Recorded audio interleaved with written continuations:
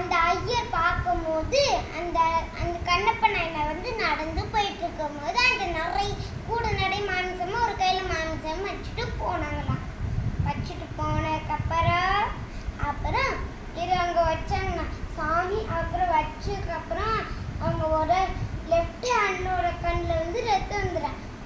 சாமி உங்களுக்கு ஒரு கண்ணில் ரத்தம் வரும் சாமி, உங்களுக்கு உங்களுக்கு உங்களுக்கு சரி, உங்களுக்கு உடம்பு சரியில்லை போல அப்படின்னு சொல்லதுக்கப்புறம் இலைகளை பறிச்சுட்டு சொன்னாங்களாம்.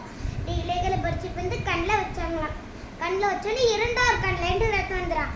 சாமி என்னால் எதுவுமே பண்ண முடியாது, அதனால எங்களுக்கே அந்த கண்ணை வெட்டி கொடுத்துட்டேன்னு சொல்லி வச்சுட்டாங்களாம். அந்த இலைகளுக்கு மேலே வச்சோடனே அவங்களுக்கு இரண்டாவது கண்ணில் வந்து ரத்தம் வந்துருச்சோம்.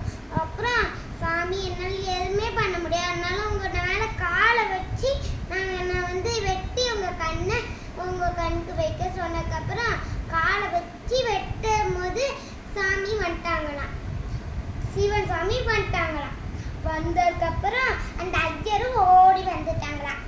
ஓடி வந்ததுக்கப்புறம் அப்புறம் கண்ணப்ப நாயனார் வந்து அவங்க தாத்தா அந்த ஐயரும் அப்புறம் கண்ணப்ப நாயனாரும் காலில் விழுந்தாங்களாம்.